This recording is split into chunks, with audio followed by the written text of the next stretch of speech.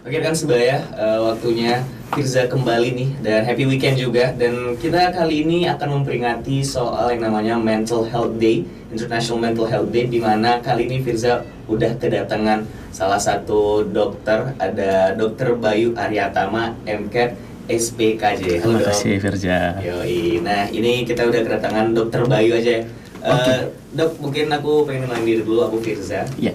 Dan ya kali ini kita pastinya bakal ngobrol soal yang namanya mental health ya, karena kita akan memperingati Mental Health Day, di mana kita tahu Mental Health Day ini itu adalah salah satu isu yang kayaknya makin kesini tuh makin orang banyak makin aware pastinya ya.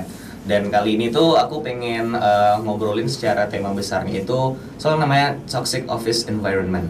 Nah kalau yang namanya toxic office environment atau lingkungan kerja yang bisa dibilang gak sehat nih ya, menurut dokter itu gimana nih soal toxic office environment?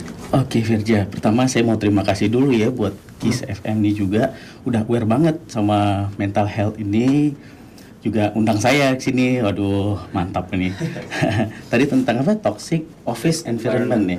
Jadi kita harus tahu dulu toxic itu maksudnya apa. Jangan nanti gara-gara kita nggak suka, kita emosi terus kita bilang toxic, kita labeli langsung orang, wah toxic tuh dia gitu ya.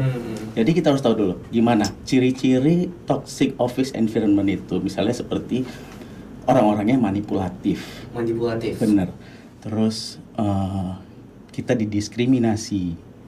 Lalu bisa juga seperti kita nggak bisa berkembang di daerah bekerja kita itu, di lingkungan kerja kita itu tidak bisa berkembang. Terus di mana perusahaan itu nggak peduli sama ini kita ya, apa namanya, mental kita, pribadi kita. Yang dibutuhkan cuman gimana perkembangan perusahaan tersebut aja gitu. Jadi orang-orang yang manipulatif tadi, jadi yang egois, selalu menyalahkan, jadi itu bahaya ya. Makanya sekarang banyak ya perusahaan-perusahaan itu yang buat family gathering. Gitu. Itu memang salah satu cara juga lah ya, betul untuk memaintain mental para pekerjanya gitu. Nah tapi kayak kita tahu juga yang namanya bekerja kan itu sebuah rutinitas yang pastinya harus dijalanin. Ada yang mungkin setiap hari atau mungkin beberapa hari sekali. Nah dimana kayak kita pasti tahu ada orang yang stres gitu, yang mungkin untuk masuk ke dalam lingkungan kerjanya nih, untuk bekerja kembali itu merasa stres. Karena aku juga pernah gak di lingkungan kerja sih, aku sekolah dulu sempat stres kayak untuk masuk sekolah, stres banget, benar-benar untuk ngejalanin semua hal itu males. Mungkin menurut dokter, apakah stres dalam ingin memasuki rutinitas kerja itu adalah hal yang wajar, dok? Nah, bener ya, bagus sekali Firja tadi. Stres, jadi stres itu kita juga harus tahu. Stres itu artinya tekanan. Tekanan itu ada juga dalam fisika Firja. Tekanan itu ada yang gunanya bisa positif, bisa negatif. Kalau yang positif itu namanya eustress. Nah, di mana stres itu membuat kita berkembang. Contohnya, misalnya Firza nih sehari ini disuruh ini namanya kerja sampai banyak banget gitu kan, 10 orang, 15 orang. Capek, tapi Firza kan jadi berkembang tuh. Ya kan, jadi improve dirinya. Artinya stresnya bagus. Ya kan? Jadi nggak semua stres itu negatif. Stres negatif itu apa? Distress. Itu yang bahaya. Kenapa bisa tertimbul distress ini? Itu karena dia tidak bisa mengelola stres-stres, tekanan-tekanan yang dia punya, bukan hanya di pekerjaan. Stres bisa dari hubungan kita dengan pacar, contoh istri ya, sekolah seperti Firza tadi, kerja, maupun sekarang yang banyak itu ini toxic internet relationship gitu ya. Itu ada juga ya. Benar. Jadi sekarang makin banyak, apalagi dengan WFH semua kan pandemi ini. Jadi banyak juga memang yang mengalami gangguan mental itu, Firja. Jadi kalau misalnya memang dia sudah stres itu bukan suatu penyakit ya. Stres itu cuma simptom. Setelah dia terdiagnosa bisa jadi depresi, cemas. Nah itu tuh baru yang bahaya. Jadi ya hubungannya ke pekerjaan, ya bahaya dong kalau misalnya dia udah sampai di stres tadi ya Firja. Oke, berarti kayak kita tahu, Firza juga baru tahu sih kalau ternyata stres itu ada yang namanya stres positif juga. Dimana stres positif itu in some way bisa ngimprove kita nih sebagai pekerja, dan ada yang namanya distress ya dok ya. Nah tapi kalau ngobrol soal distress nih, mungkin di toxic office environment, apakah memang sesignifikan itu nih lingkungan kerja yang toksik gitu terhadap mungkin kesehatan mental seseorang gitu? Setuju. Jadi kalau misalnya dia udah lingkungannya toksik, dia nggak bisa mengendalikannya, karena kita nggak mungkin bisa mengendalikan orang-orang di sekitar kita ya Firja. Oke. Mau apalagi orang toksik. Sekali toksik dia toksik aja udah gitu ya kan. Dia nggak peduli sama perasaan kita, mau kita nggak suka, mau kita benci, kita sedih, dia nggak peduli ya, dia toksik aja udah kayak buah yang toksik atau sianida itu ya kan. Sekali beracun ya udah beracun aja gitu. Nah, yang bisa kita atur itu ya diri kita, pikiran kita, mulut kita, tindakan kita. Apakah kita mau menjadi toksik juga ke orang lain, keluarga kita, atau kita melepaskannya. Nah, jadi itu pengelolaan stres tadi, pengelolaan toksik tadi, pasti kita jumpa di mana-mana sama orang yang toksik itu, Firja ya. Kecuali memang ya dia memang nggak bisa lagi tuh menahan dirinya dengan lingkungan yang seperti itu, ya mungkin harus cari alternatif lain dari saya rasa ya. Oke. Tapi dok, mungkin Firza pengen nyeritain pengalaman Firza gitu. Boleh. Gimana? Nah, Firza juga kayak Firza bilang tadi sempat di sekolah yang mengalami namanya distress lah dok ya. Ketika Firza tuh untuk masuk ke sekolah itu malas, dan sampai akhirnya jujur aja di dunia kerja pun Firza pernah yang merasa kayak gitu, mungkin kayak aduh lagi males nih ke kantor atau segala macam gitu ya mungkin. Itu apakah itu karena Firza emang males aja mungkin ya, atau kayak karena Firza merasa lingkungan Firza ini secara nggak sadar mungkin ya, secara nggak sadar merasa lingkungan kerja ini toksik gitu? Oke. Jadi ya kita harus lihat dulu ke diri kita. Kita ngalamin seperti apa, atau hanya overwhelm aja ya? Apa tuh overwhelm namanya? Overwhelm.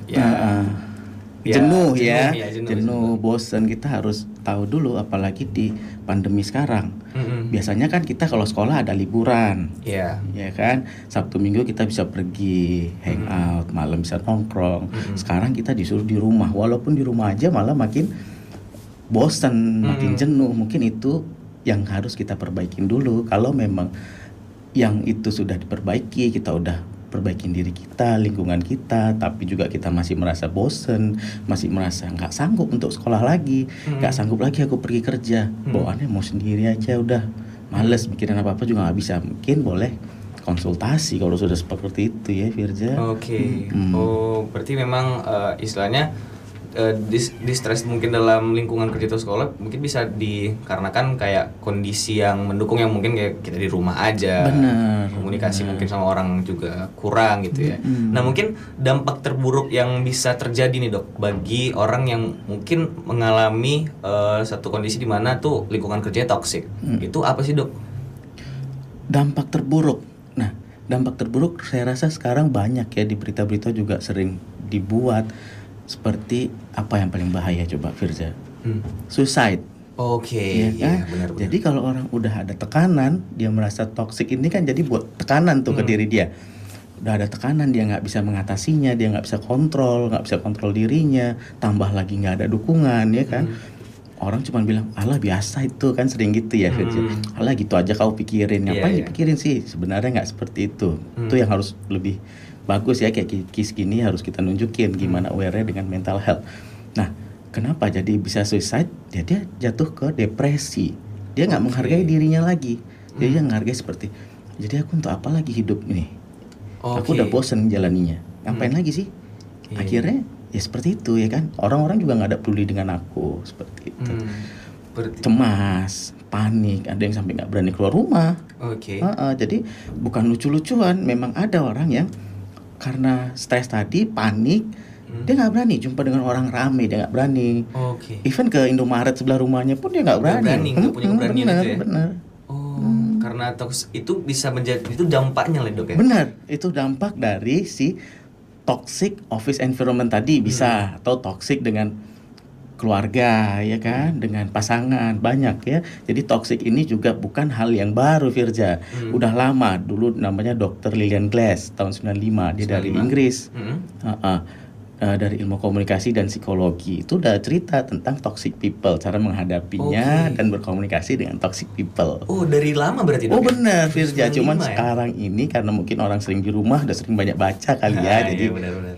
keluar lagi lah kata-kata toxic tadi. Oke, toxic office environment ternyata udah lama ya dok ya. Setuju, Untuk ya. yang ngobrolin soal toxic ini, dan kita juga bisa dibilang harus aware dong ya, karena memang sampai separah itu ya dok ya. Benar, Sampai ada Firja. mungkin suicidal tendensinya gitu. Benar. Jadi ya bukan hanya orang yang di pekerjaan, yang di sekolah pun, anak-anak sekolah sekarang tuh ada banyak yang ya gitu tadi ya, banyak tekanan dia rasa. Jadi jangan kita malah menjudge, wah enak lah anak sekarang, sekolahnya di rumah, makin Iya. asik gitu kan, bisa istirahat terus. Salah.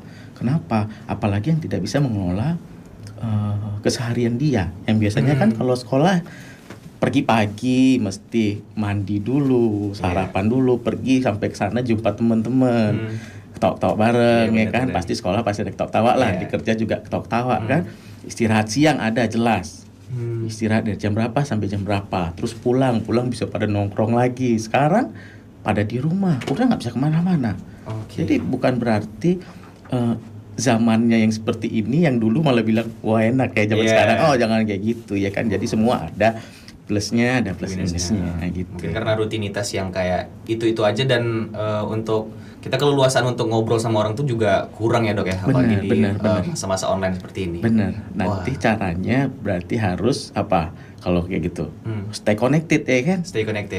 Dengan teman-teman, keluarga, kan banyak video call juga. Oke, itu salah satu caranya dok ya. Main impostor ya? Among Us ya. Among Us. bener. Nah, kalau tadi kita udah ngobrolin soal mungkin kayak pengantarnya lah ke toxic office environment, kayak kita tahu mungkin tadi kita udah ngobrol soal yang namanya yang overwhelm lah dengan mungkin rutinitas di luar pekerjaan, itu bisa mempengaruhi juga. Nah, kali ini tuh mungkin aku pengen nanyain soal yang namanya perasaan ketika kita masih dalam lingkungan kantor nih. Nah, kayak kita tahu ketika kita di kantor kadang nih ya, karena mungkin kita mau ngejar target banget sampai akhirnya kayak aduh, aku tuh harus mengorbankan perasaan aku sendiri nih demi lancarnya kerja aku gitu. Jadi lebih ke gak aware lagi lah sama kita yang kita rasain gitu. Itu menurut dokter itu baik atau enggak sih sebenarnya? Oke. Mengorbankan perasaan sendiri gitu maksudnya ya. Jadi sampai lupain keluarga gitu juga nggak? Sampai ngelupain ya kepentingan kita lah.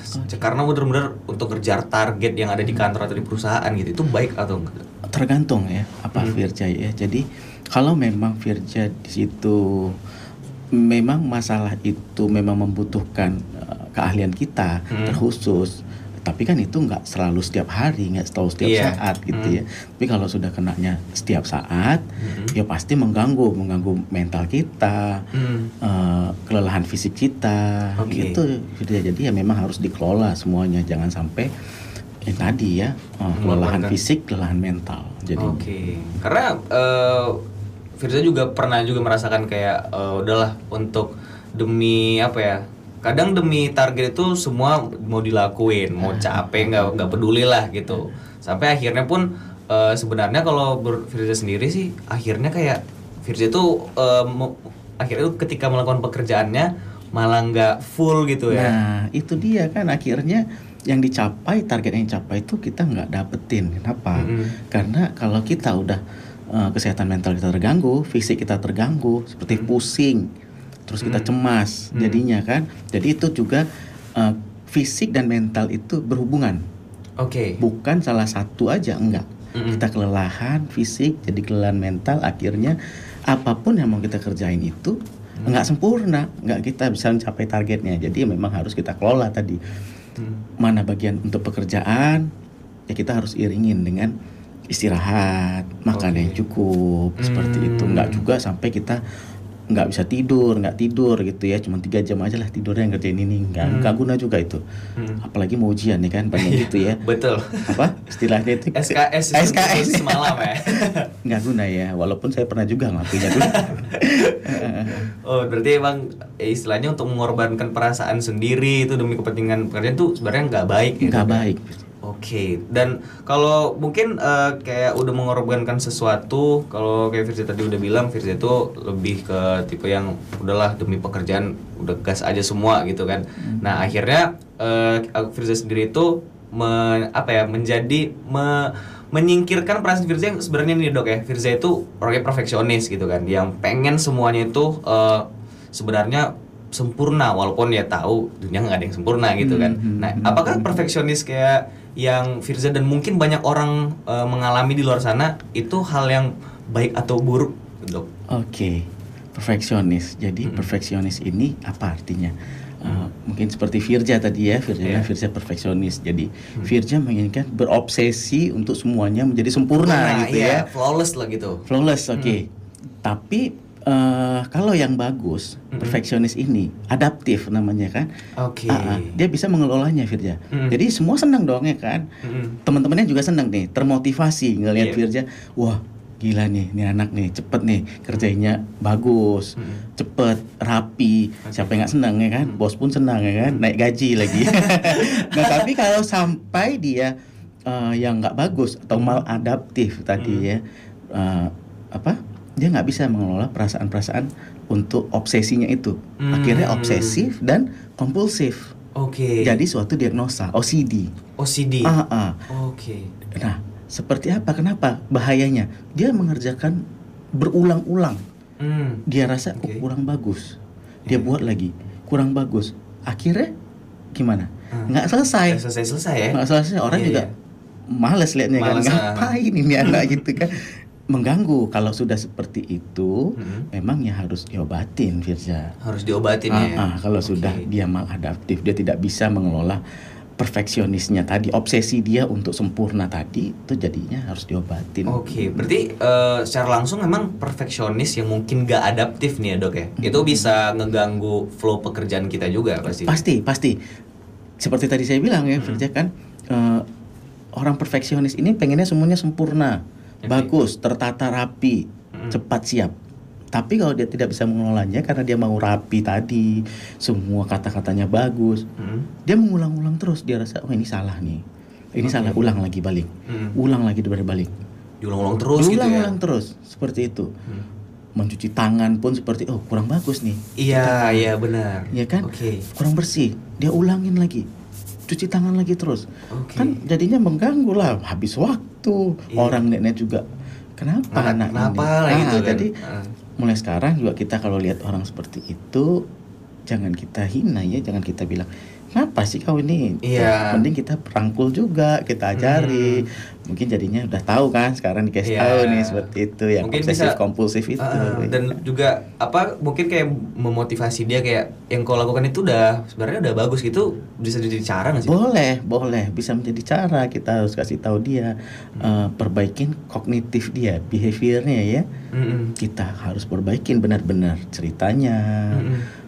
Terus ada yang mendampingin lah, yang mensupport. Seperti itu.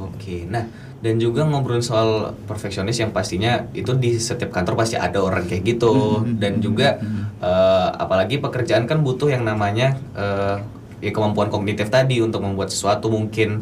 Nah, itu kan zaman sekarang itu ada yang namanya istilah burnout, dok ya. Nah, dimana burnout itu kayak kehabisan mungkin inspirasi segala macam. Nah, itu gimana sih cara kita mendeteksi ketika kita itu sudah burn out? Kadang kan memang kita kayak ada yang mungkin merasa burn out padahal cuma malas aja gitu. Nah itu gimana cara mendeteksinya? Burn out ya, ini pun kata-kata baru lagi sekarang ini ya. Padahal dulu burn out ini saya sering dengar waktu orang nge-gym ya kan. Nge-gym. Let's gym burn out gitu ya. Sekarang burn out itu jadi sebenarnya burn out, kelelahan. Kelelahan, jenuh, sampai dia nggak ada motivasi untuk kerjanya. Kenapa? Karena lingkungan tadi yang berubah. Yang biasanya dia di office tadi, yang kerja di office, terus datang langsung luringnya, jumpa dengan orang lain, cerita-cerita. Sekarang dia di rumah kerja terus aja, dia nggak bisa kelola untuk mandi, bahkan misalnya kerja jam 8, nah udah aku bangunnya 8 kurang 15, habis itu udah pakai kemeja, pakai boxer aja yang penting kelihatan gitu ya kan. Sampai siang juga makan sambil kerja. Padahal pada biasanya di tempat kerja kita keluar, masih bisa ngobrol gitu ya.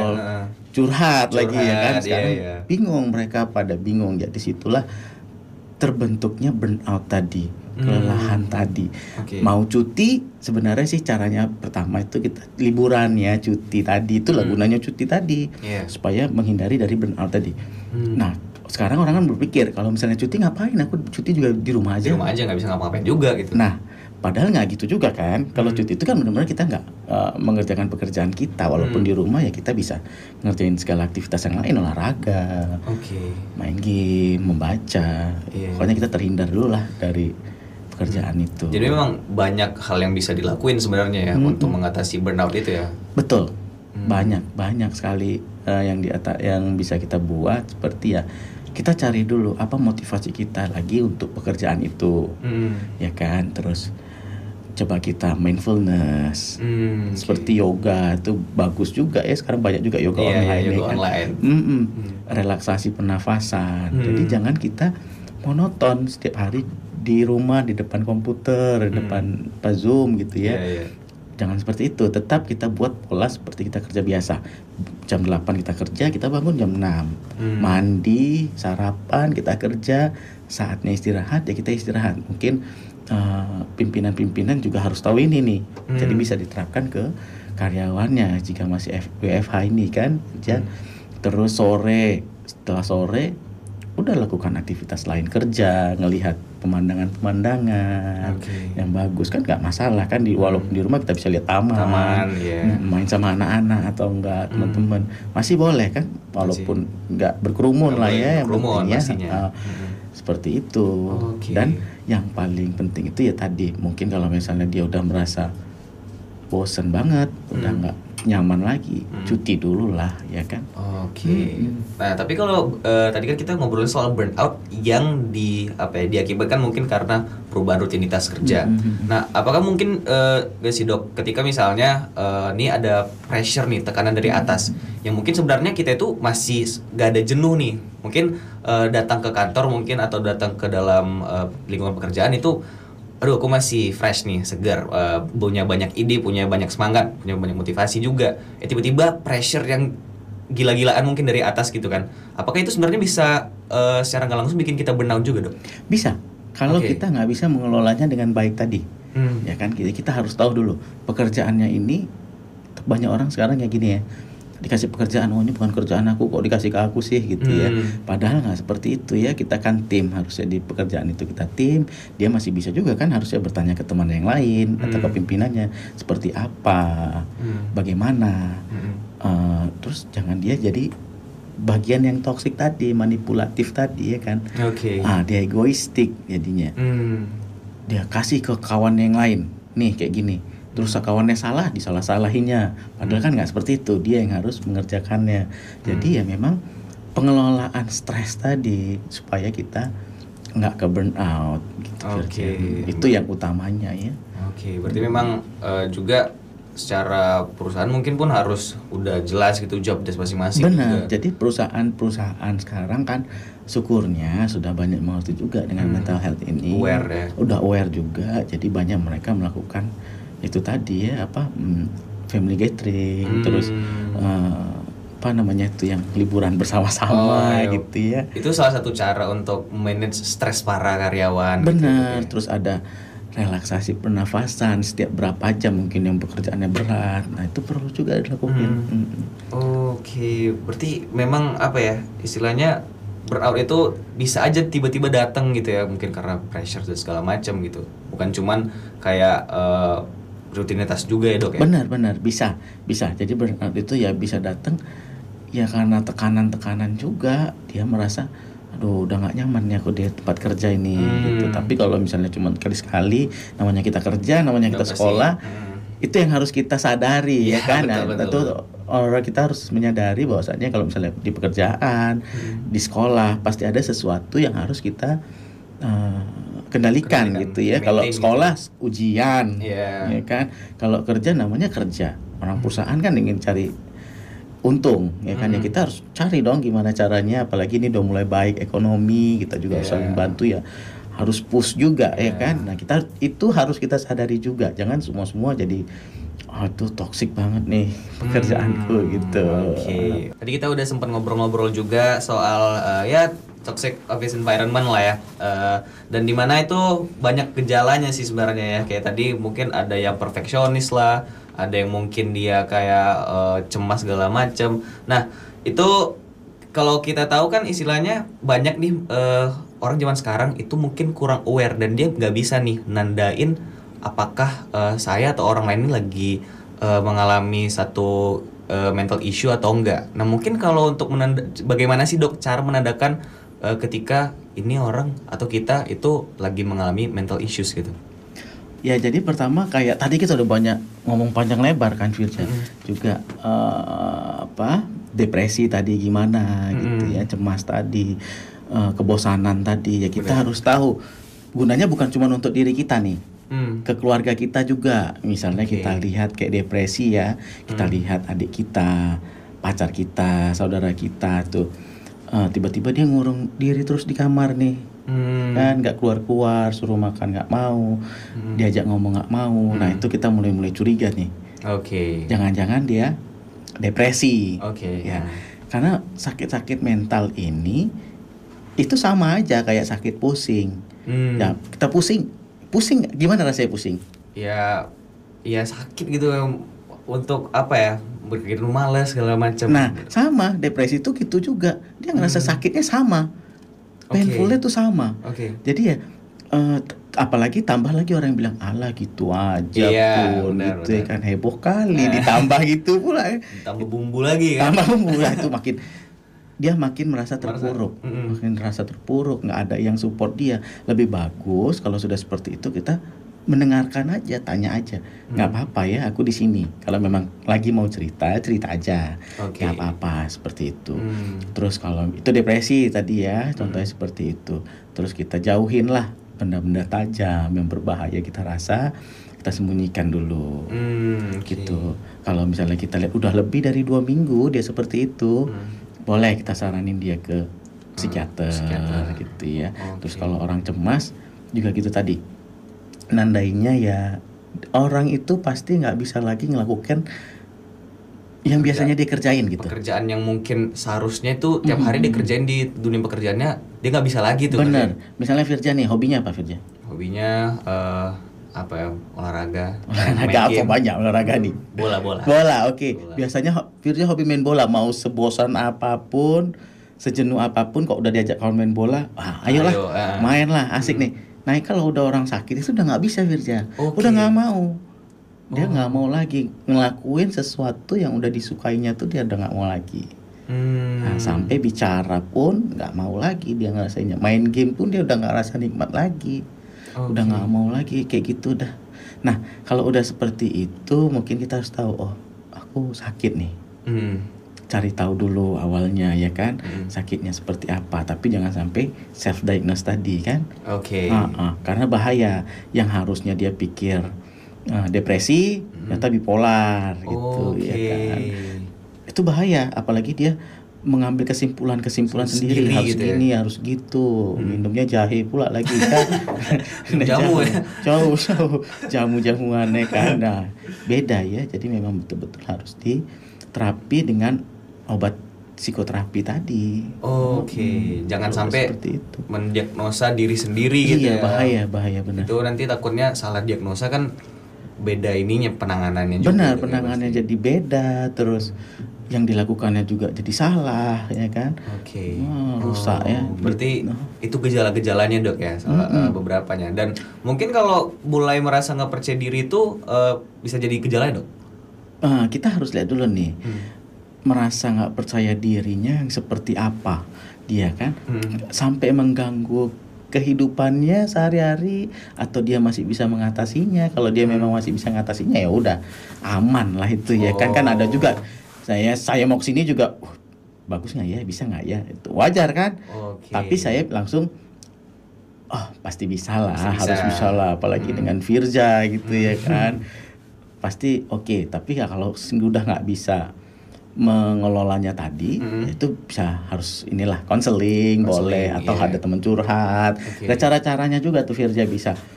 Kalau misalnya kita stres itu biasanya orang cemas itu biasanya yang dipikirinya apa coba?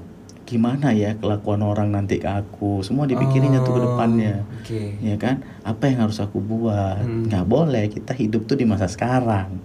Bukan di masa yang lalu atau di masa depan. Ya kan? Kita kan nggak tahu. Iya benar-benar. Ya kan? Jadi kita lakukan aja yang terbaik untuk diri kita sendiri. Itu cara supaya percaya diri. Tuh, itu soalnya nih ada beberapa rekan sebaya juga nih dok yang nanyain ke sosial media Kiss FM itu tadi soal percaya diri. Nah, Oke. itu- Oh satu lagi Firja tentang percaya diri ini juga harus kurangin tadi yang namanya toxic internet relationship. Oke. Nah itu bahaya juga tuh ya kan. Kita lihat orang di internet walaupun kita nggak kenal tapi namanya udah jadi relationship kan, udah follow-followan. Dia liburan mana-mana kok boleh, dia beli ini beli itu, padahal kita nggak tahu juga struggle-nya dia gimana ya kan, struggle-nya kita mungkin beda sama dia. Itu juga bisa menyebabkan kita jadi nggak percaya diri. Jadi mulailah kalau misalnya seperti itu kita merasa ketika ngeliat konten-konten orang kita nggak nyaman, udah putusin hubungan aja. Oke. Dan di dunia kerja pun bisa juga dok. Apakah kayak misalnya karena mungkin dia pressure yang terlalu kuat atau segala macam, itu bisa juga nggak sih memicu untuk nggak percaya diri dok? Oh bisa dong. Nah seperti tadi, kalau dia udah didiskriminasi, selalu disalahin, gimana? Kita jadi nggak percaya diri kan? Kerja kita jadi males. Mau pergi kerja pun kita ngerasa, aduh, aku bakalan gitu lagi nih. Bakal kenal lagi nih. Bakalan kenal lagi nih. Artinya udah toksik nih daerahnya, ya kan? Lingkungan dia tuh udah toksik. Kalau udah seperti itu ya, untuk langkah awal dia cari teman yang memang bisa sama-sama berjuang lah ya. Struggle di perusahaan itu. Kalau memang masih nyaman dia di situ, masih ingin melanjutkan di situ dengan menunjukkan sebagus-bagusnya dia lah, ya kan. Tapi kalau udah nggak bisa lagi, ya udah cari dulu yang lain lah. Di luar sana masih banyak ya kan. Iya, Kalau kita bagus, betul. Jangan karena kita memang nggak bagus kita disalah-salahin, ya wajar lah. Iya betul. Kadang mungkin agak rancu juga tuh ya. Iya. Nah, tapi ngobrolin soal toksik juga yang environment kantor atau pekerjaan yang toksik, ini juga ada pertanyaan dari rekan sebaya. Nah, kita tahu nih ada orang yang toksik. Nah, apakah ada nih cara buat kita kasih tahu ke orang yang mungkin di lingkungan pekerjaan kita yang toksik itu kalau dia tuh toksik, dok? Boleh. Tapi harus kita ingat, orang toksik itu tetap toksik. Oke. Iya. Mau gimana pun udah memang kayak gitu ya. Kayak Memang awal dia percakapan itu tadi ya. Emang dia kelakuannya tuh gitu ya kan. Oke. Gak bisa dirubah. Oke. Yang bisa dirubah diri kita sendiri. Oke. Ya kan? Gimana kita mengelola, misalnya nih contohnya, kok kamu bajunya ini aja ya, dia bilang kan gitu kan. Kok kamu mobilnya ganti ya, padahal kan uangmu dari sini dikit gitu. Dia nggak tahu nih kita kan merasa nggak nyaman kan digituin juga ya. Kita digosipin luar sana, kita nggak usah peduliin. Tapi kalau untuk ngadapin seperti orang-orang yang toksik tadi, mulutnya toksik tadi, kita iyakan aja. Jangan sampai dia melihat kita jadi sedih gitu ya kan. Kita ngelawan dia, nggak ada guna. Kita mau bilang kok toksik kali sih, jangan kayak gitu lain kali, nggak guna. Emang kayak gitu aja orang. Udah gitu aja udah. Oke, jadi emang apa ya istilahnya, kalau udah toksik mau kita bilangin seberapa kali pun udahlah, kalau dia toksik aja gitu ya.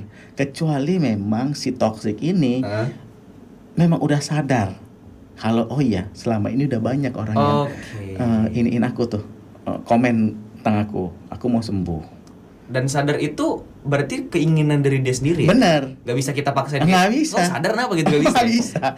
Nggak bisa. Oke. Buah beracun tuh disuruh jangan beracun, nggak bisa juga. Bisa juga ya.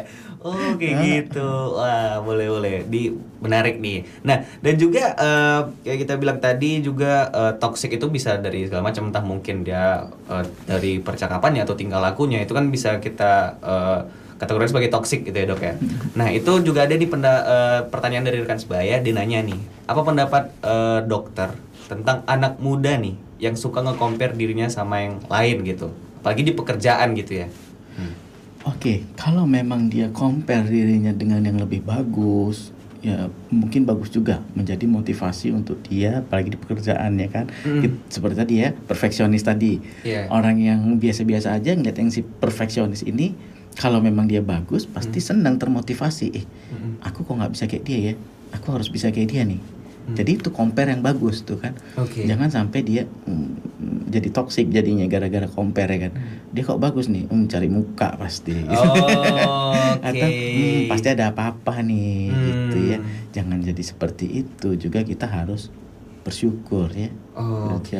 Tetap bersyukur lah ya kan. Kawan kita beli motor baru, kita masih yang lama ya disyukurin. Mudah-mudahan kita bisa seperti itu. Apalagi teman kan, harusnya kita senang bisa kita pinjam.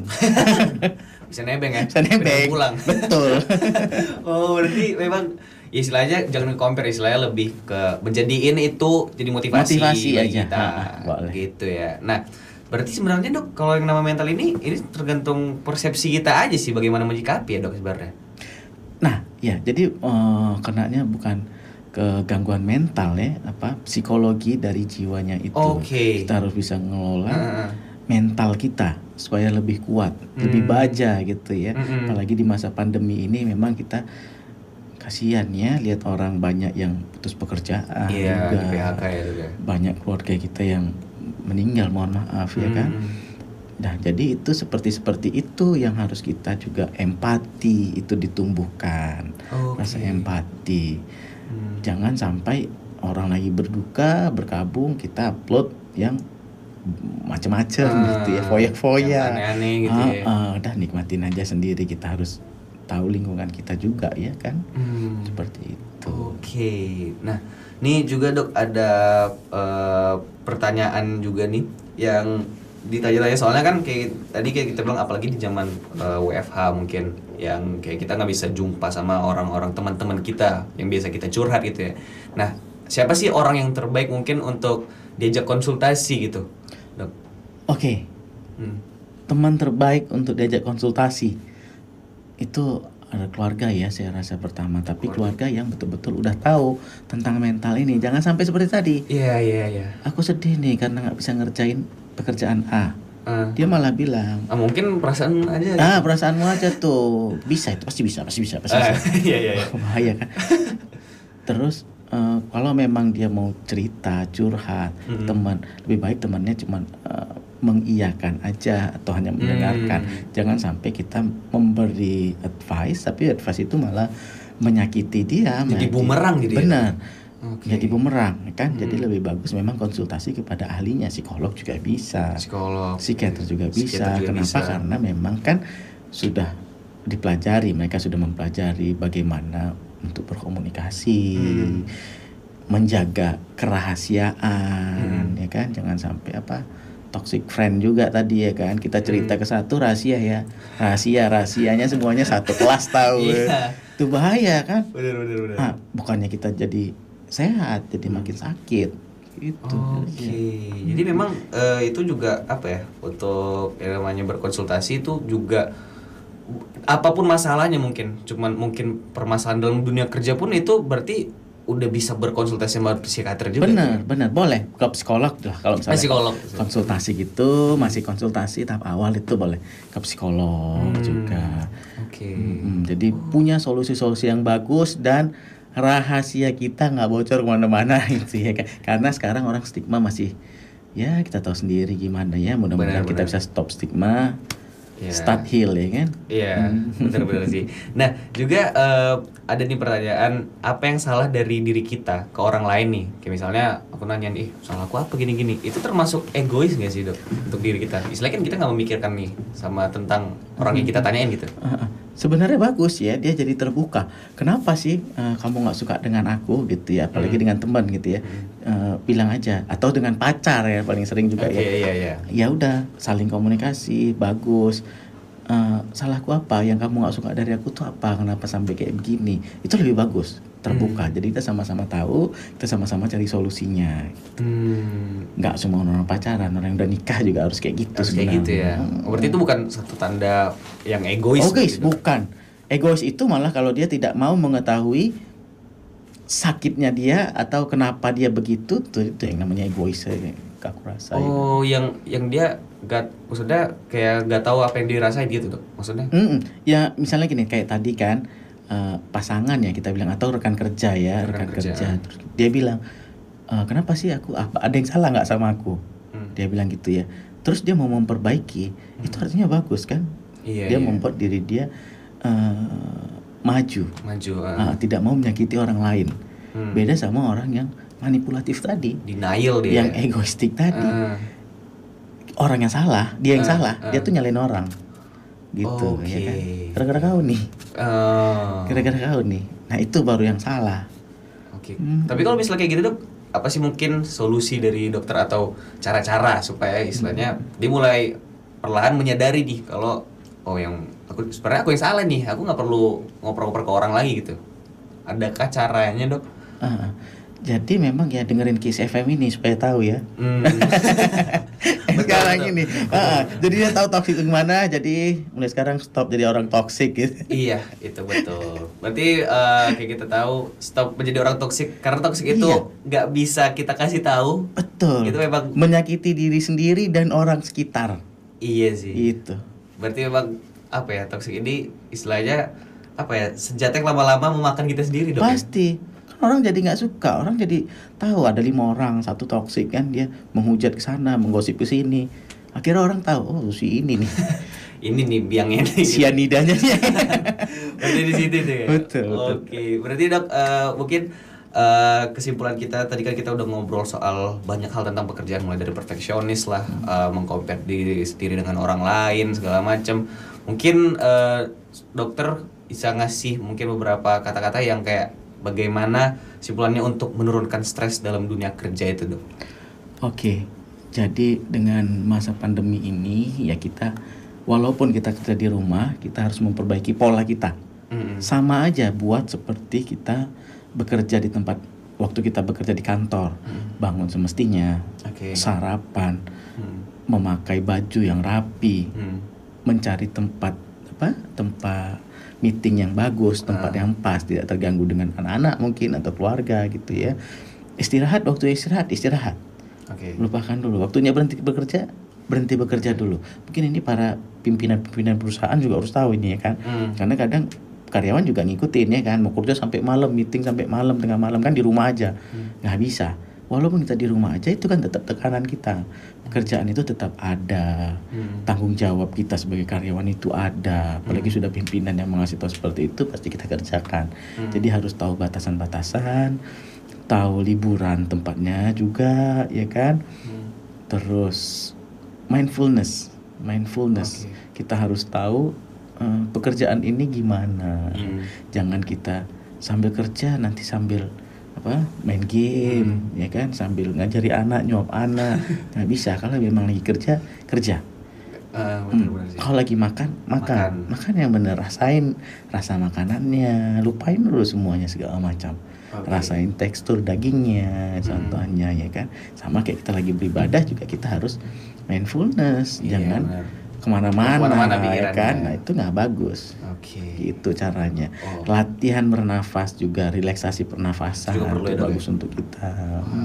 Berarti memang banyak cara yang udah dikasih tahu sama Dokter Bayu nih, sama Firza, sama rekan sebaya semua yang lagi nonton video ini juga, dan juga buat rekan sebaya yang lagi dengerin.